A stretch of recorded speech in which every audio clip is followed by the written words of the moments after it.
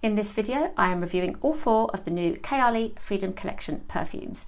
I'm Sarah, I'm a perfume reviewer, and as Kayali are my favourite brand, make sure that you subscribe to All the Perfume for more of their collection and review videos.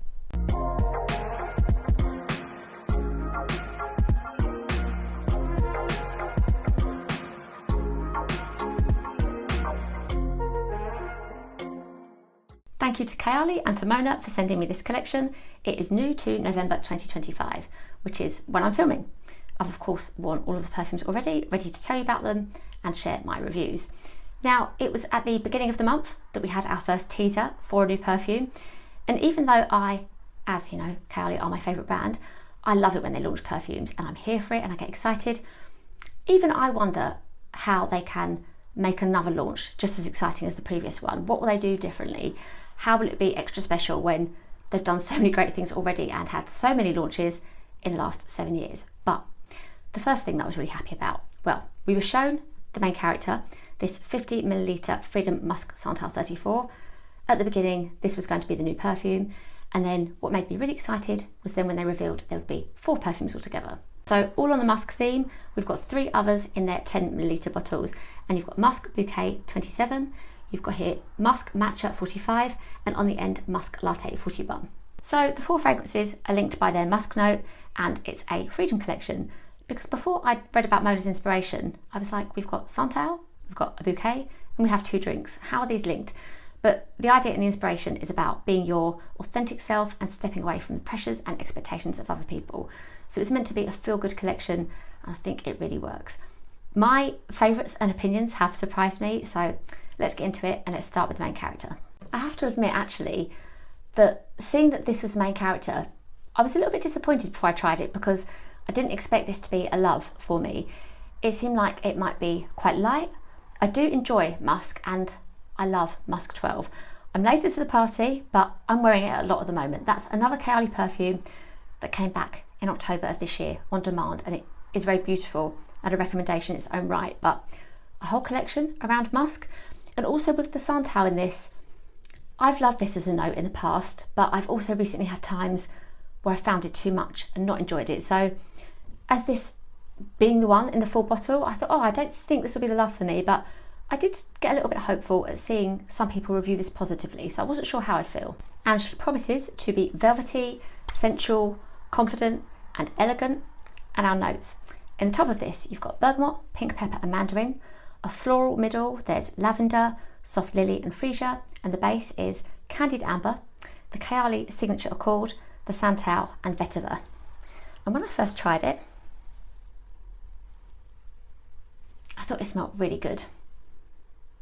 And without knowing those notes, other than the obvious, the Santal and the musk, this gave me Jo Malone vibes.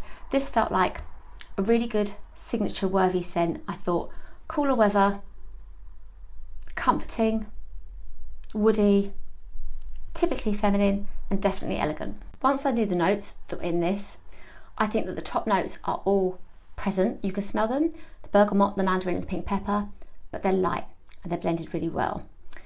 The lavender in the middle is there, but it's not too much, because that is a note I say a lot in my videos. I don't like to smell too much in a perfume.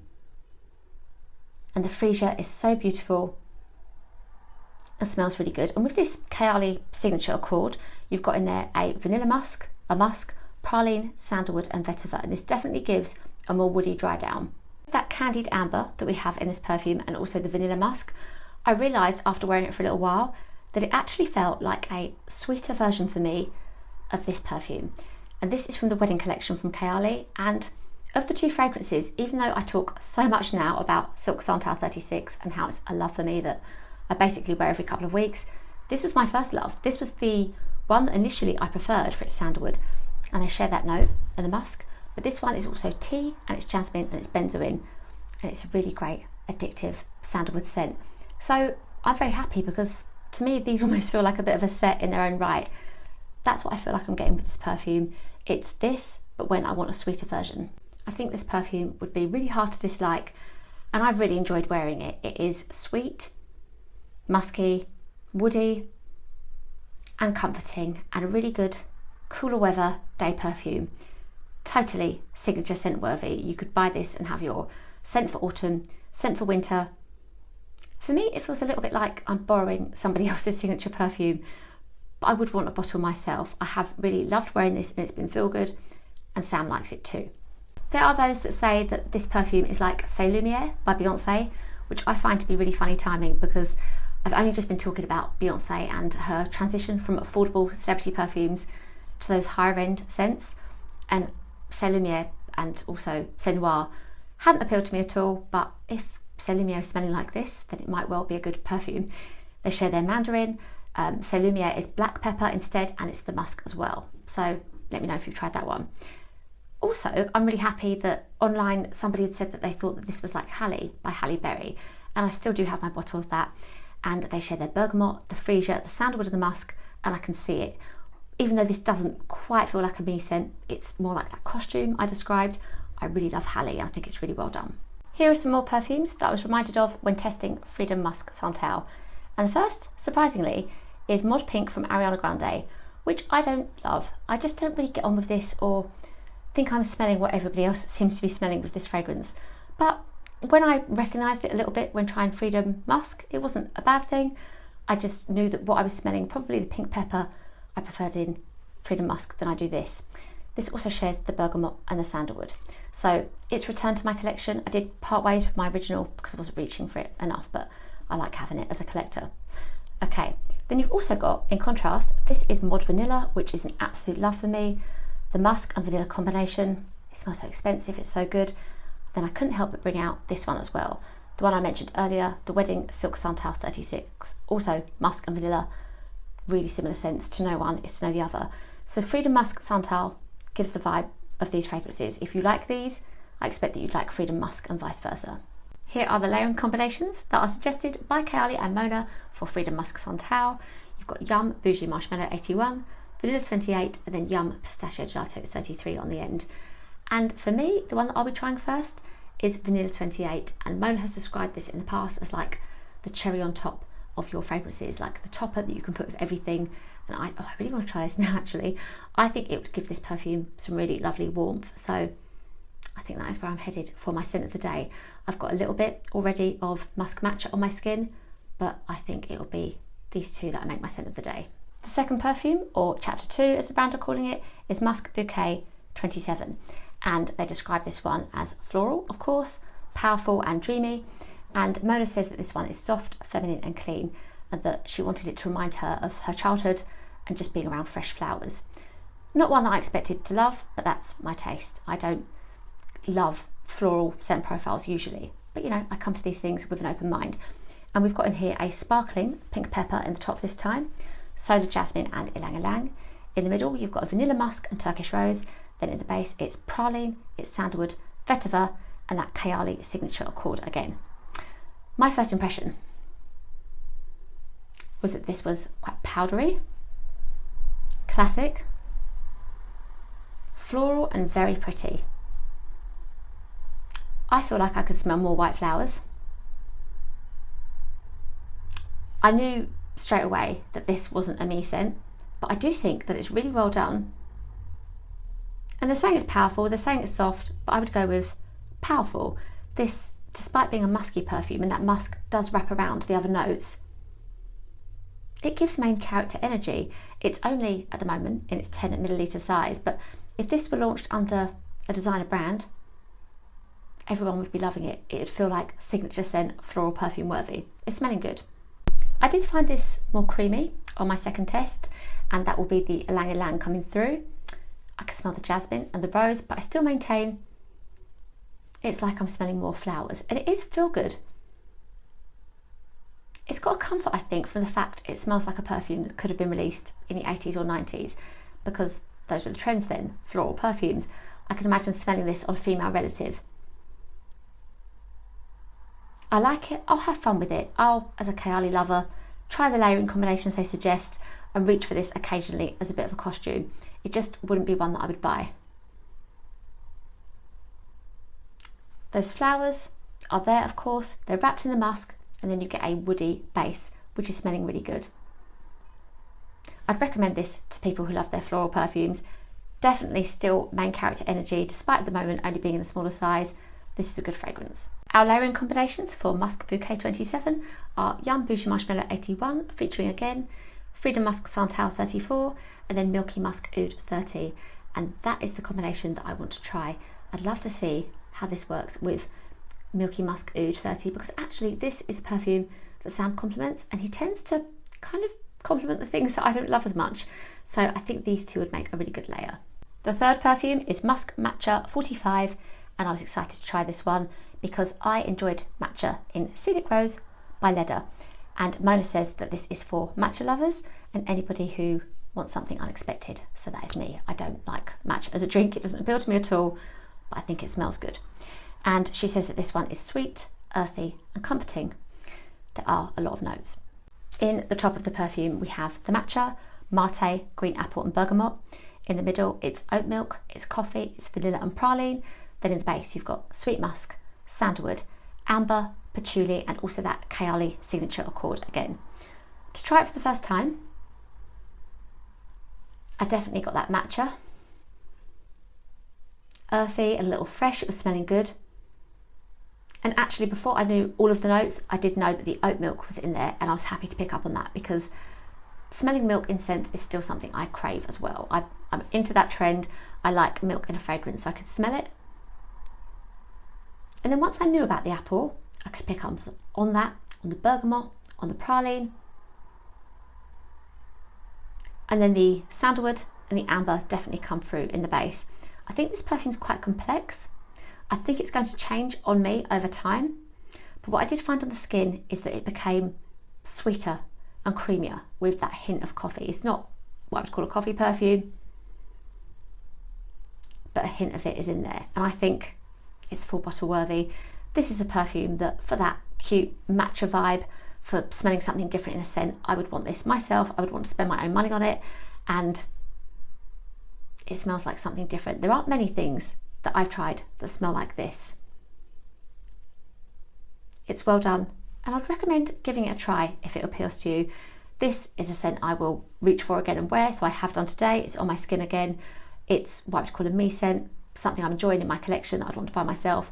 Here are the layering suggestions for Musk Matcha 45, starting with Eden Sparkling Lychee 39 here, Yum Pistachio Gelato 33, and then also Chocolate Oud 11 on the end. And I was all ready to tell you that I won't be trying Eden Sparkling Lychee 39, even though you can see it's got a big dent and I love this fruity, gorgeous sparkling fragrance. I thought they are an odd mix, but now my curiosity is there. I will be trying this to see what it's like, and I will be avoiding Yum Pistachio Gelato for the foreseeable because I've just fallen out of it a bit this year, which I think I've probably already said, but I will be really excited to put the Chocolate Oud with Musk Matcha. The fourth perfume is Musk Latte 41, and it's the one that I was most excited to try because I'm a latte lover, I drink lattes, and also I love coffee scent profiles. And this one is described as warm, inviting and bold. It's meant to evoke that feeling of your first sip of your favourite latte and the coziness of being in your favourite cafe. And I've already spoken about Leda fragrance today with their matcha perfume, but they've also had Cafe Josephine that I've really liked, which is meant to invoke all those same feelings, and that's a great scent. With this one, with our notes, you've got pink pepper in the top, mandarin, cinnamon and bergamot. In the middle, you've got lavender, Turkish rose and a cafe latte note. Then at the base, it's cedarwood, sandalwood, a chocolate musk, which I'm really excited for, and also that Kayali signature accord again. On my first test, I felt that relief that I feel when I actually like something that I've been excited for. It was smelling good, a creamy, bright at first coffee fragrance that was unlike anything else in my collection. But not long after that first sniff, it was really reminding me of Yum Pistachio Gelato 33, and they share their bergamot, and I always talk about Yum Pistachio having that really bright bergamot opening. They're cousins for sure. This has that DNA, but I've fallen out with Yum Pistachio Gelato. For the moment, it is a scent that I have raved about in the past for being so different, bright, uplifting, so feel good, but it's very strong. It is an intense perfume, and it's a bit of a choice to wear it. So I think it was my fault for wearing it when I had a headache. It's not that kind of perfume. It's the perfume to wear when you are 100%. And this is smelling, Musk Latte was smelling to me like a more wearable version of that perfume. Once I do the notes, I was smelling the mandarin, And I'm feeling like that makes it a little bit festive actually. And then the perfume does do what it sets out to do. Like, I do get the image in my mind of a coffee shop. It's giving like a slightly nutty, almost spicy coffee scent. The lavender gives a contrast to the warmer notes, as does the bergamot. But if I really had my way, the bergamot in this would be turned down. Even though, as I said, I've had previous love for Yum Pistachio Gelato, with me having fallen out of it at the moment, I could do with a bit less bergamot in this and maybe that chocolate note turned up. Now, in terms of the base notes and how this smells on the skin, it's lovely and woody. I can smell the chocolate musk, which is really good. And it's a feel-good scent that I would definitely want a full bottle of. I'm saying this about everything at the moment, but it's cooler weather, it's daytime, that's how I'd wear this perfume. It's one that I would like to see come in its full bottle size. I just think I'll like it even more when I have dealt with Yum Pistachio Gelato, when that's back to being a fragrance that I reach for a bit more easily. These are the layering suggestions for Musk Latte 41, starting with Vanilla Oud 36, then Yum Pistachio Gelato 33 again, and then Milky Musk Oud 30 on the end. And I adore Vanilla Oud 36. It's one of my favourite perfumes ever, so this is a combination I'll definitely be trying. Once again, I'm avoiding Yum Pistachio Gelato for the foreseeable myself, but as I'd said, they are similar perfumes, so they would go really well together. And then because Milky Musk Oud has really grown on me and Sam likes it, I would definitely want to be trying it with Musk Latte. If I buy or review Kayali perfumes, I always keep the boxes to show you. But with these newer boxes, and I'm still calling these the new boxes even though it's been a year, they basically tear, I think, really easily when you open them. So not a problem for me because I don't keep boxes with my perfumes, but just worth saying in case, you know, you do. But it might not be the case for you, but it was the case for Huda when she did an unboxing, like actually online. So there, as you see them, they've always got the notes on the back of the bottle, and what they have now, which is very cute for the bigger bottles, they put like the 3 keywords for the perfume in there, so not for the smaller ones. Velvety, Essential, Confident for Freedom Musk Santal. And what do you think of this lovely range and how they look? I think they look really good. I love the kind of gradient look, the two-tone. Even Musk Bouquet, if you kind of squint, has its two tones going on as well. And the line does remind me of a certain KKW fragrance line, but I don't think I can say the word on the internet of what that range is called. I have in the past, but I'm being more careful now. They look nice, as I said. I've moved them in with everything else, and I like the idea of the collection, that idea of it being about being your authentic self. It feels quite personal and real signature scent worthy perfumes. My order for these,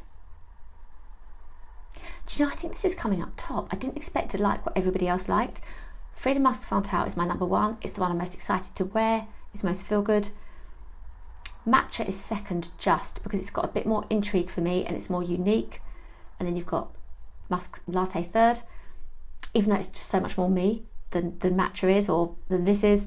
And then Musk Bouquet, not one I would buy, but that I can highly recommend for smelling like a really good floral perfume. I wonder with this Freedom collection if we're going to have what we had with the Vacay in a Bottle collection, which is where, well, all of those were 10ml at first, and then they, by popular demand, have become available in the bigger bottles. Now, Mona's got the Kayali website now, and she said that that will give her more freedom, funnily enough, to bring out, well, I think she said like there'll be no limits now. She can bring out what she wants, because previously it was all about the kind of shelf space in stores as to how many perfumes she could bring out, or whether or not something was limited edition. So I'm wondering, maybe this line, did it, you know, was it kind of in the making before she was able to bring out what she wanted, which is why she could only have these smaller bottles for 3 of them? I don't know, but I suspect that either way, we are going to get the bigger bottles for the others at some point, which would be really good. With the prices, it is pretty standard for the 50ml for Kayali. For Freedom Musk, it's £79, and for the smaller bottles, it's £28. And I will always say that I do spend my own money on Kayali, as well as receiving the PR. Like, I do receive the PR when there's a new launch, so there's not a lot of need for me anymore to spend my own money, but I have, and I'll do it again. What I found earlier that I think is really proper good value and actual saving is that you can buy all of these as a set of 4 10ml perfumes for £88. So that works out as a saving of £24, so you're nearly getting an entire perfume free. And I think, you know, with the layers I've mentioned as well, I think you'd have fun with having these as a collection, especially as they look so good together. Thank you so much for watching, and please do let me know which of these scents appeal to you, or if you've tried any of them already and what you think. And of course, I'm here for all of your Kayali comments and questions on the whole collection. Please do remember to give this a like if you enjoyed it, and also to subscribe for more if you haven't already. You can also go and find me over on TikTok and on Instagram. Thank you again, and I'll see you in my next video.